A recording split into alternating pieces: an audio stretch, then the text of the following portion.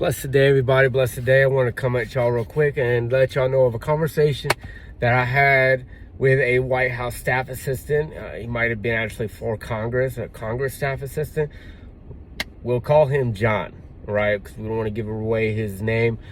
But I called in regards to the House Representative Bill HR 6666, right? We already see the numbers, right? We're like, what is that all about? Well, I went right into it. It was introduced back in 2020, but that was it, right? So I call the contact number on the bill on the Congress website, and I get a hold of John, right? And I said, look, have a good day to you. My name is Matthew M. Holt.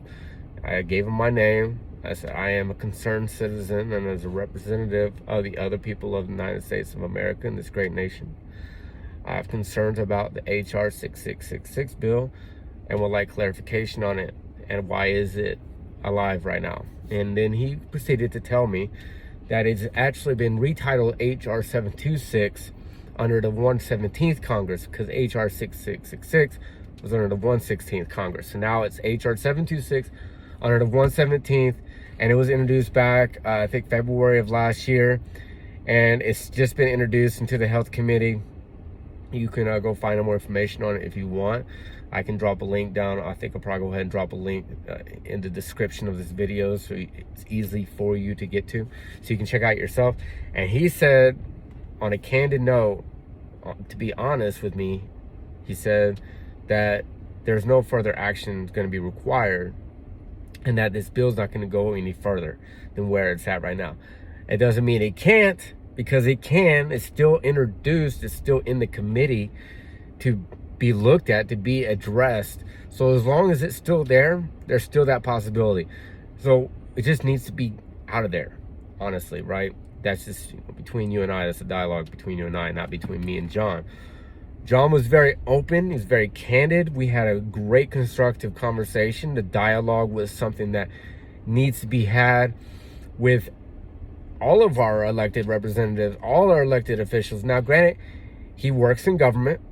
He's only a staff assistant, but he's still there in that building, and he's around it, and he knows what's going on, right? So the conversation we had was about HR 726, and that it's not going to have any more further action. And then I went in to talk about the emergency power with COVID, and why is it not being addressed. And then I talked about how the People's Convoy was down in DC, and I was there, and I see how they had blocked all the exits off with snowplows and DC police and park police. Why is that? Why were they stopping our peaceful assembly? He says that, well, didn't want anything, tangible to happen, like what had happened with January 6th. And I said, well, we talked about that a little bit. He kept bringing that up. I said, well, that is something that we can discuss on another time, another place, because January 6th seems like it was an inside job. And I'm very frank, very honest, straight to the point. And I was like, nope, January 6th doesn't seem like it was actually real and legitimate. Now, we can discuss whether it was legitimate or illegitimate, but we don't need to do that right now. And he was like, I agree. Kept talking about it doesn't matter on which side of the aisle you are. He was basically boiling it down to what's right, what's wrong. And he understands the concerns that the people have, and how there is that disconnect, because I said there is a disconnect between our local officials and ourselves. They're not listening to what we have to say. They're not listening to the people's voice. They hear us, but they're not listening, and they're not taking action.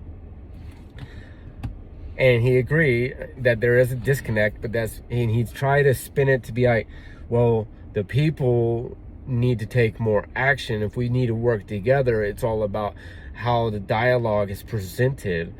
Basically, your tone of voice, the words that you use. If there's any animosity in your tone of voice, that it will deter whoever that you're speaking with, which that makes common sense, right? And I know, as for me, sometimes I can get a little uppity, but I know how to calm myself down and have a constructive dialogue. But there are some individuals who are just their tone of voice needs to be changed, and it needs to be appropriately resolved in a quick amount of time, right? So we talked about the dialogue and the disconnect with the government and the people, and how there's a distrust there. We talked about the emergency powers of COVID-19. He mentioned how there's no mandates. I said, well, listen, we're not really even talking about mandates here. And if that's the case, if the emergency powers are, we didn't even get to talk about that. I said, what about the disaster declaration, for instance, in the state of Texas? Why is there a continuation of the disaster declaration allowed in Texas, and the 237 counties with the disaster proclamation in Texas? Why is that allowed? Well, we need to speak to our local representatives and express our distaste. There's another word I'm looking for.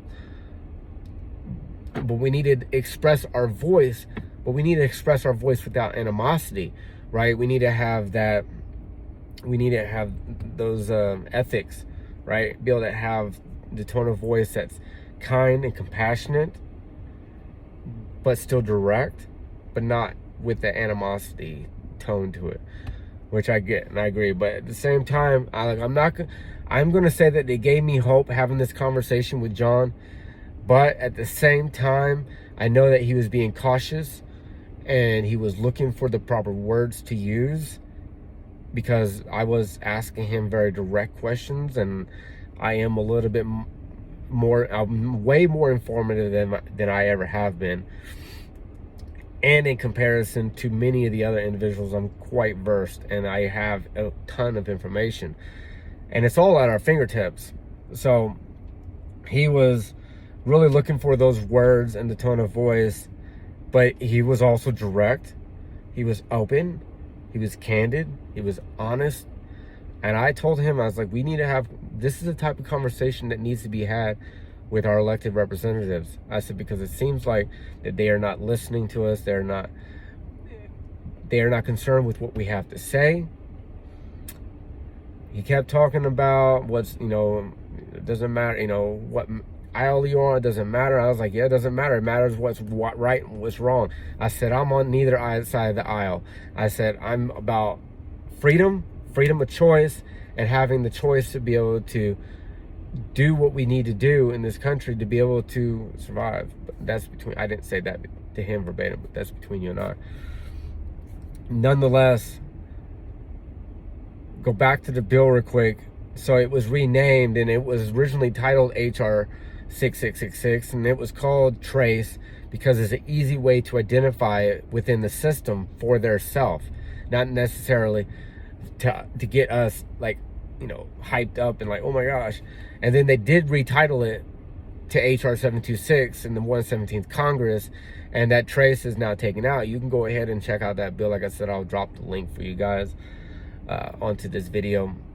And that way you can be able to see for yourself where it's at. And you can even call, I think it's Representative Bush, something like that. But I talked to John. He's a White House staffer in Congress, and it was a great conversation. I was very surprised because I thought either I was going to get cut off or hung up on. Yeah, I had none of that. 30-minute conversation that I had with this individual. And when I got, man, I tell you what, that this is a good conversation. And he knows about the People's Convoy. But our message for the People's Convoy could be presented in a more compassionate and direct way. Not because we are frustrated. I understand that we the people are frustrated, and we're a little angry, and we're a little hot, and we're a little upset. But let's not come down to their level, right? Let's rise above. Love, compassion, kindness. We can agree upon that. We can still be direct by being compassionate, kind, loving, right? We can have those and be direct at the same time. So let's come back to think about how we can approach these individuals with a more clear head, right? So let's think before we speak, and we will have a better outcome. Thank you guys for watching. I love you guys. Stay blessed, stay humble, and have that faith. Talk to y'all soon.